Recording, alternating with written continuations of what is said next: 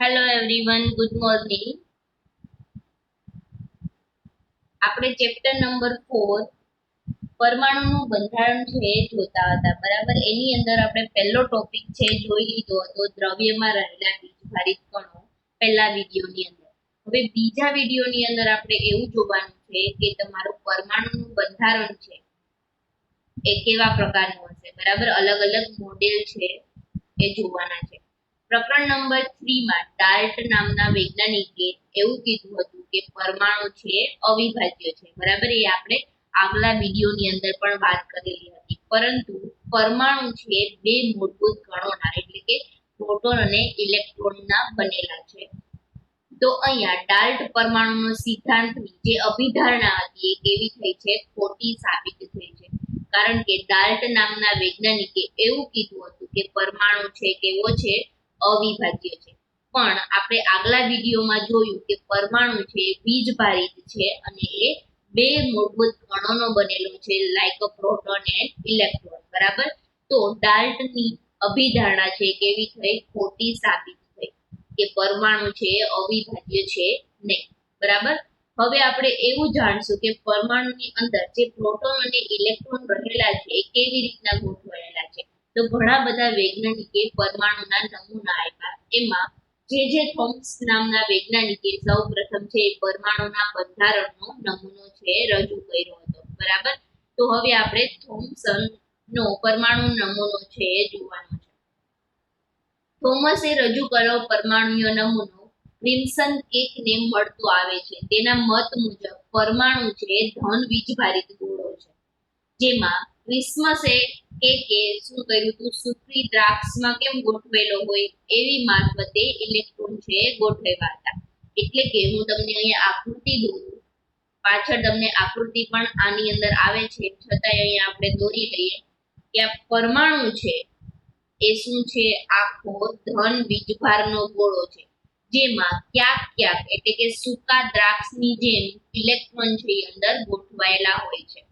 આની અંદર તમે લાલ તરબૂચનું ઉદાહરણ પણ લઈ શકો. જેનો લાલ ભાગ હોય, તરબૂચની અંદર જે લાલ ભાગ હોય જે તમે ખાતા હોય, બરાબર, એને તમારે ધન વીજભારિત ગણવાનો એટલે કે પ્રોટોન ગણવાનો છે. અને એની અંદર જે ક્યાંક ક્યાંક બીજ આવેલા હોય, બરાબર, તરબૂચની અંદર શું આવેલા હોય? કાળા બી આવેલા હોય, એને તમારે ઇલેક્ટ્રોન છે એ સમજવાનો છે.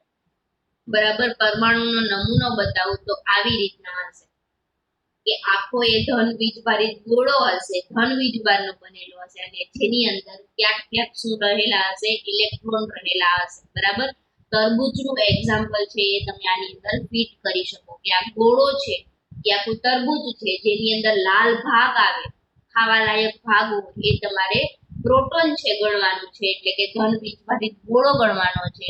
અને એની અંદર જે બી આવેલા હોય છે એને તમારે ઇલેક્ટ્રોન ગણવાના છે. બરાબર, આવું થોમસ નામના વૈજ્ઞાનિકોએ પરમાણુનું બંધારણ છે રજૂ કર્યું હતું. પણ હવે આગળ શું થાય છે એ જોઈએ.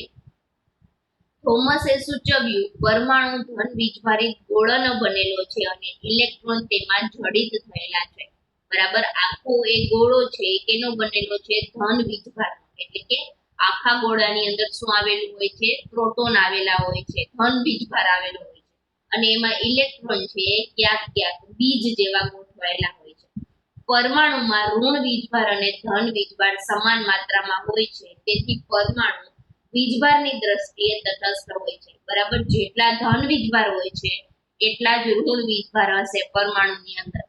એટલે જે વીજભારની દ્રષ્ટિએ પરમાણુ કેવો છે? તટસ્થ છે. બરાબર, આપણે આગળ કીધું હતું કે ધન વીજભાર એટલે કે પ્રોટોનનો વીજભાર શું છે? +1 છે, અને ઇલેક્ટ્રોનનો વીજભાર શું છે? -1 છે.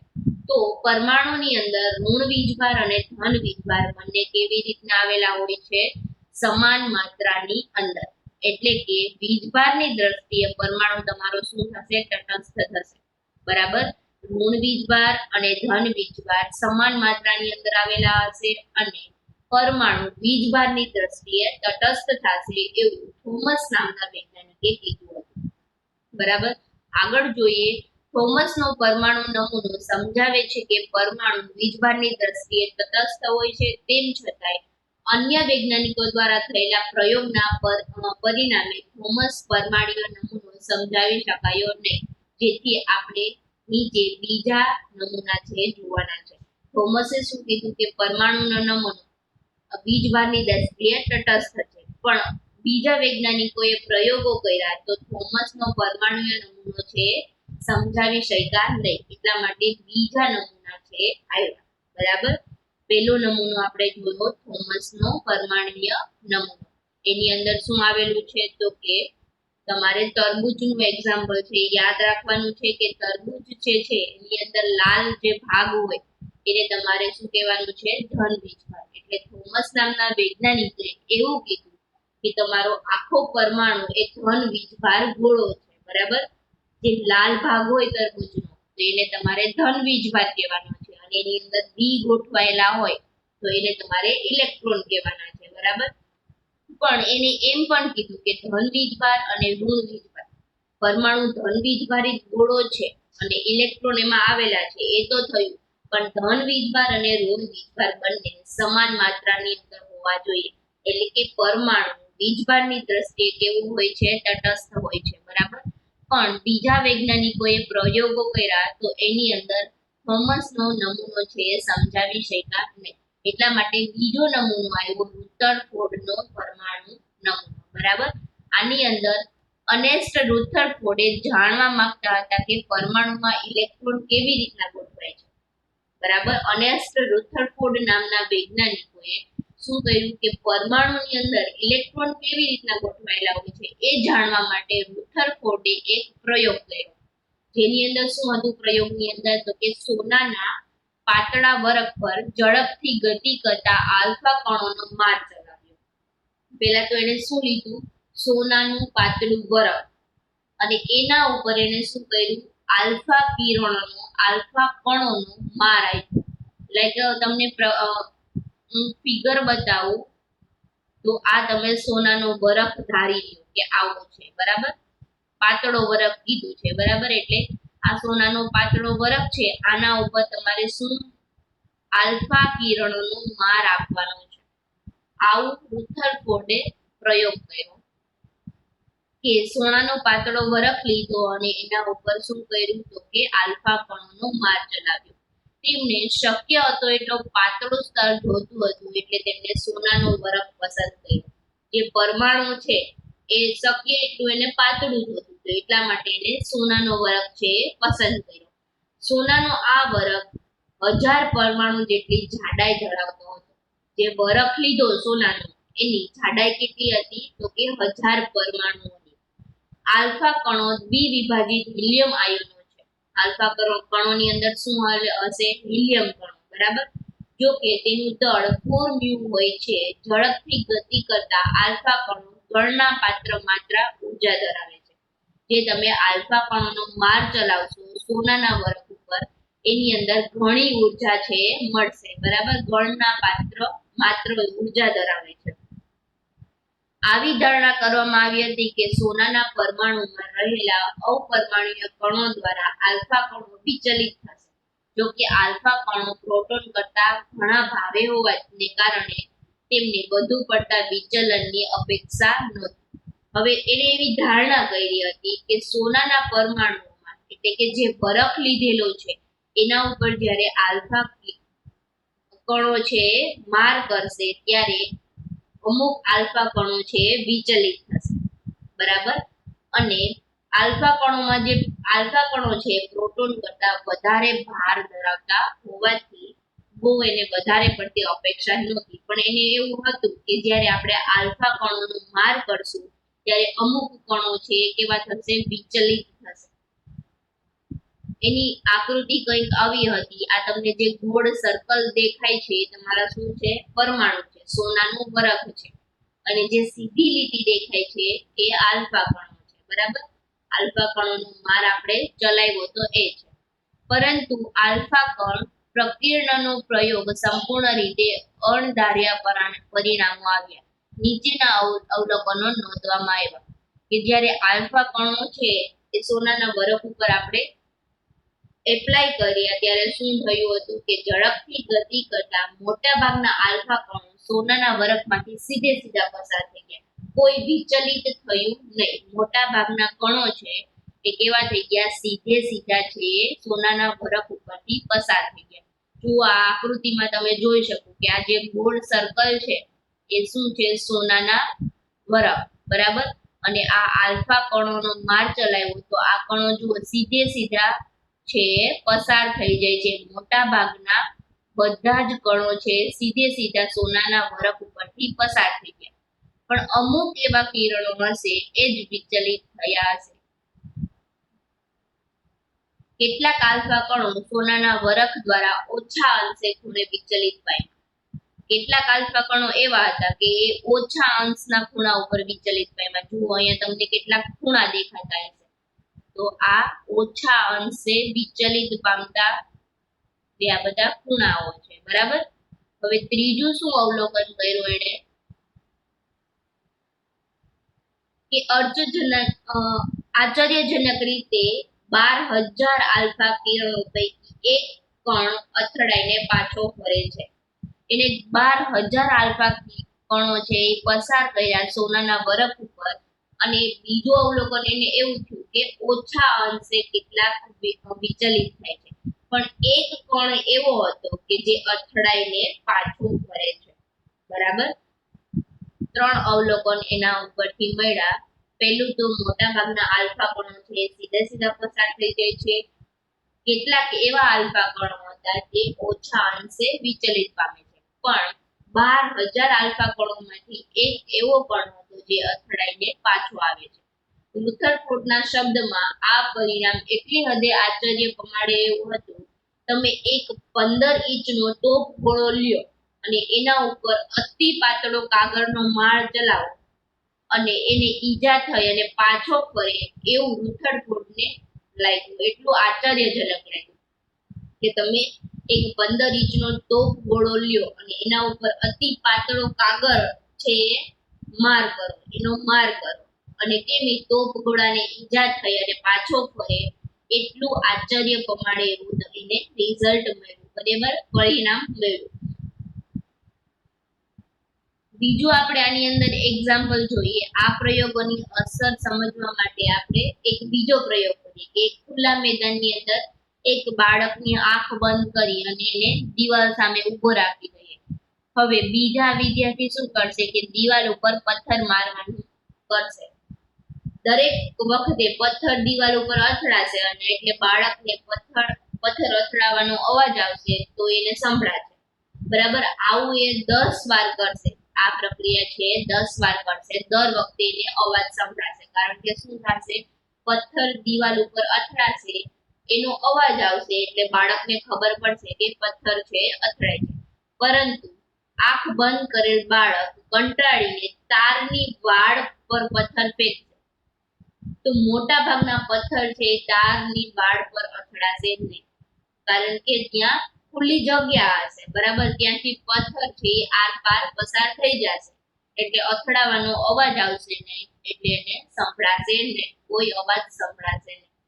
આ જ તર્કના આધારે રુથરફોર્ડે શું કર્યું કે આલ્ફા કણોનો પ્રકીર્ણ થયા તો એનો પ્રયોગના અંતે એવું તારણ કાઢ્યું કે સોનાના વરખમાંથી મોટા ભાગના આલ્ફા કણો વિચલિત પામ્યા વગર પસાર થઈ જાય છે.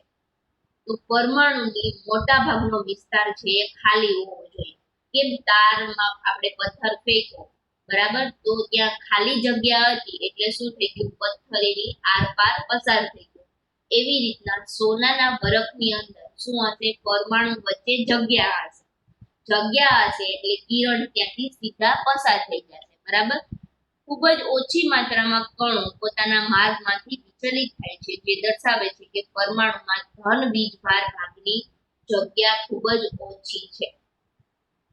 આપણે આલ્ફા કિરણો છે માર ચલાવ્યો અને અમુક કિરણો જ છે વિચલિત થાય છે, અમુક અંશે છે અમુક કિરણો જ વિચલિત થતા હતા. તો એનો મતલબ એવો થયો કે પરમાણુની અંદર ધન વીજભારની જગ્યા ખૂબ જ ઓછી છે. ખૂબ જ ઓછી માત્રામાં આલ્ફા કણો 180 ખૂણે વિચલિત થાય છે, જે સૂચવે છે કે સોનાના પરમાણુનો સંપૂર્ણ ધન વીજભાર ભાગ અને દળ પરમાણુના અંદરના ભાગમાં ખૂબ જ ઓછી જગ્યામાં સંકેન્દ્રિત થયેલા છે.